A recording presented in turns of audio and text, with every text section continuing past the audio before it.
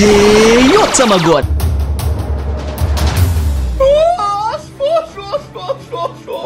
Seperti biasa, bagaimana kabar kalian? Semoga kita semua diberi kesehatan dan keselamatan ya dalam menjalani pandemi ini. Oke, dalam video Tamagon kali ini, Tamagon akan memberikan bocoran terbaru mengenai harga bounty dari para karakter One Piece. Kali ini, harga bounty yang didapat karakter-karakter ini sudah resmi langsung diberikan oleh Oda Sensei. Informasi ini Tamagon dapat langsung dari Fever Card Weekly Shonen Jump. Untuk buku resmi yang langsung mendapatkan informasi dari Oda ini akan diterbitkan sekitar tanggal 2 Juli nanti. Namun di sini kita sudah mendapatkan bocoran mengenai isi dari buku itu. Dan kali ini, Tamagon akan sedikit memberi bocoran mengenai bounty dari karakter One Piece yang ada dalam buku tersebut.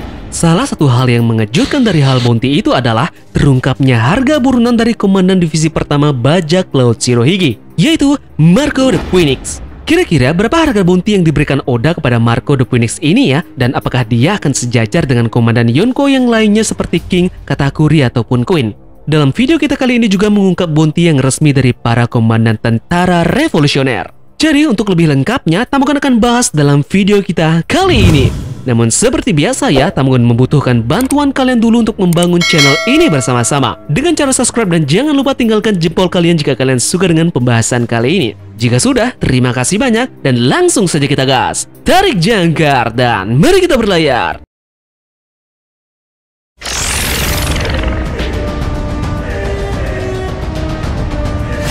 Bounty adalah nilai buruan yang dimiliki oleh para bajak laut yang berlayar di dunia One Piece. Bajak laut ini tentu saja mendapatkan nilai buruan karena perilaku ataupun kelakuan yang dia lakukan dalam dunia ini. Tidak mesti orang terkuat yang mendapatkan bounty yang tertinggi, karena bounty tidak diukur dalam segi kekuatan namun ancaman dari pemerintahan dunia itu sendiri. Nah, kali ini ada karakter yang sudah resmi mendapatkan bounty di Fever Card terbaru yang akan rilis pada tanggal 2 Juli nanti. Kali ini ada 6 karakter yang sudah terkonfirmasi resmi yang sudah mendapatkan bounty pada buku ini. Karakter tersebut adalah Marco the Phoenix, Izo, Marley, Lindbergh, Belo Betty, dan juga Karasu. 6 orang ini sudah terkonfirmasi resmi langsung oleh Oda Sensei di buku ini mendapatkan bounty masing-masing dari individu tersebut. Jadi, kali ini kita akan mengungkap dulu masing-masing bounty dari mereka dimulai dari komandan divisi pertama bajak laut Shirohige, yaitu Marco the Phoenix. Sebelum Tamagon beritahu bounty-nya, kalian bisa menebak dulu di kolom komentar ya. Menurut kalian, berapa kira-kira nilai bounty yang cocok dimiliki oleh Marco ini? Marco yang kita kenal adalah komandan divisi pertama bajak laut Shirohige. Dia mempunyai buah iblis bertipe Zoan Mythical yaitu Tori Torinomi model Phoenix. Dalam perang Marineford, dia ikut campur dalam hal penyelamatan komandan divisi keduanya, yaitu Ace. Mungkin dari kejadian inilah, bounty dari Marco melesat tinggi karena ia memang diketahui menjadi ancaman besar di perang tersebut karena dia sudah mengajak duel 3 admiral angkatan laut.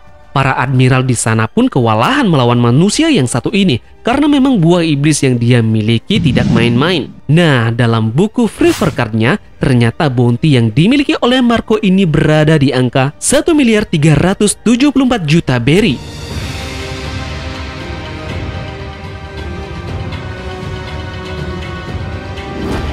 Bounty ini memang sepertinya lumayan cocok untuk Marco, karena yang kita ketahui bersama komandan Yonko yang lainnya kurang lebih memiliki harga bounty berkisar di angka tersebut.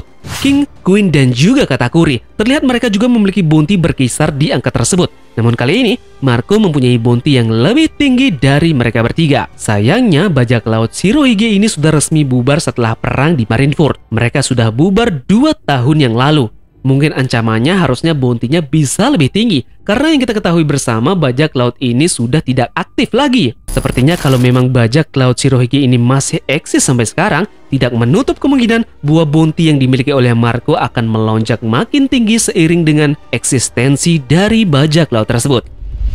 Selanjutnya ada karakter Izo yang di sini juga terungkap untuk harga buruan kepalanya. Izo juga diketahui adalah komandan dari bajak laut Shirohige untuk divisi 16. Dia bersama-sama dengan Marco berada dalam anggota bajak laut Shirohige. Seperti halnya Marco, dia juga bertanggung jawab atas kerusuhan yang terjadi di Marineford untuk menyelamatkan komandan divisi keduanya. Tentunya juga nilai buruan darinya juga harus tinggi, karena ada sangkut pautnya dengan Marineford berserta dia juga menjadi bawahan dari seorang Yonko. Dia juga diketahui adalah salah satu samurai yang terkenal dari negeri Wano. Dan saat ini, dia pun masih berjuang untuk merebut tanah kelahirnya dari pasukan bajak laut Kaido. Untuk bounty yang dimiliki oleh Izo ini terungkap dalam buku Fever Card itu jatuh di angka 510 juta berry.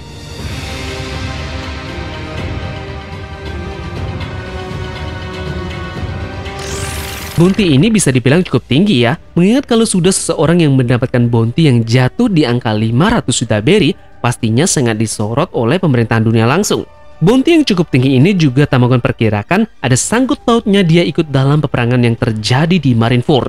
Mungkin juga para komandan divisi Shirohige yang lainnya memiliki bounty yang kurang lebih akan mirip seperti yang diterima oleh Izo ini. Bisa jadi mereka semua ada di kisaran angka tersebut dengan alasan yang sama juga seperti halnya Marco dan juga Izo.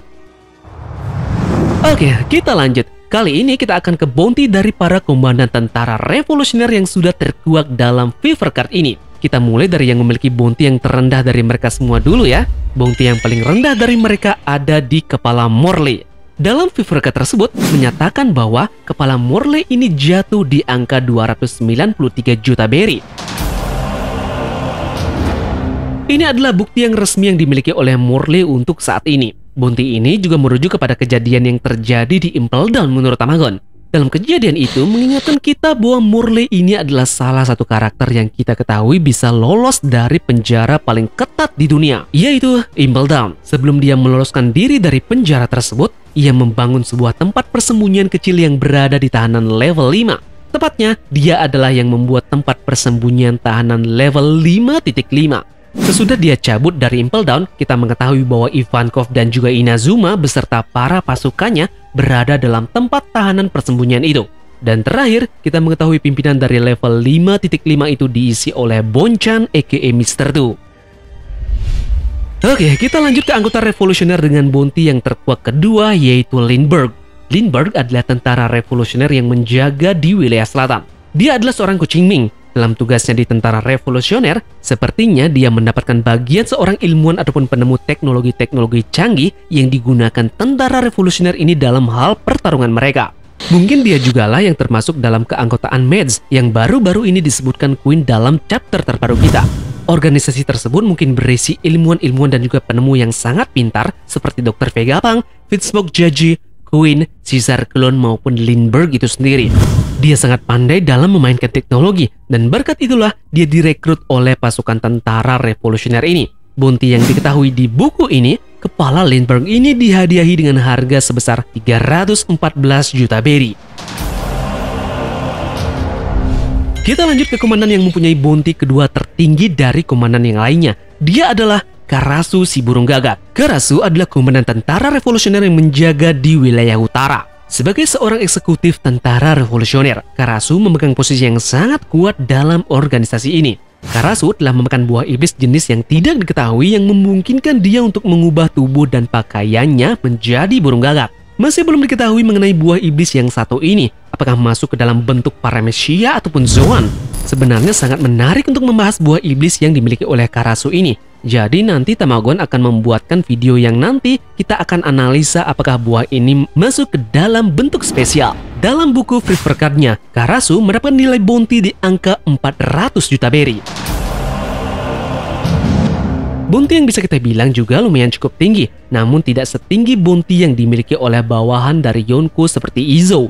Entah apa yang menyebabkan motif dari tentara revolusioner ini di bawah dari bawahan Yonko itu. Harusnya bounty dari para tentara revolusioner ini bisa sedikit lebih tinggi, karena yang kita ketahui sekarang para komandan dari tentara revolusioner ini sedang berperang di Marijoa. Terakhir, kita punya komandan tentara revolusioner yang mempunyai bounty yang paling tinggi di antara yang lainnya. Dia adalah Belo Betty. Belo Betty adalah komandan tentara timur di tentara revolusi. Dalam Fever Card ini, nilai buruan yang dimiliki oleh wanita dengan bola besar ini adalah 457 juta berry. Dia mempunyai bounty yang paling tinggi di antara 3 komandan yang Tamagon sebutkan tadi. Menurut Tamagon, ada alasan yang sangat kuat mengapa bounty-nya lebih tinggi dari komandan tentara revolusioner yang lainnya. Itu bersumber dari kekuatan buah iblis miliknya. Morley sendiri menyebut bahwa Betty ini sebagai pembawa bendera kebebasan karena keahliannya. Kobu Kobu no Mi adalah buah iblis miliknya. Betty memakan Kobu Kobu no Mi, buah iblis tipe Paramecia yang memungkinkan dia untuk mendorong dan menggalang orang untuk bertarung, meningkatkan tekad mereka dan kekuatan fisik mereka dalam proses ini. Dia mengaktifkan kekuatannya dengan mengucapkan kata-kata penyemangat kepada targetnya.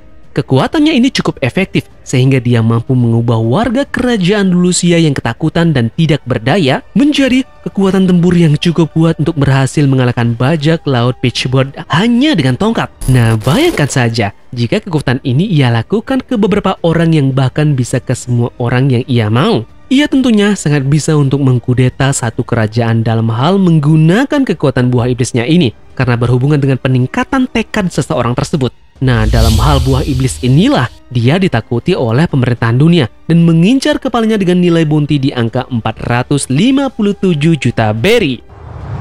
Oke, mungkin informasi itulah yang Tamagon bisa bagi ke kalian mengenai isi dari Fifth Regatta terbaru yang nanti akan rilis di tanggal 2 Juli 2021 nanti. Jika ada hal yang menarik yang menjadi isi dari buku tersebut, nanti Tamagon akan share ke kalian semua mengenai hal tersebut ya. Tentunya kalian pasti harus mengaktifkan dulu tombol lonceng notifikasinya untuk mendapatkan update-nya langsung, oke? Jadi, terima kasih sudah menonton video ini.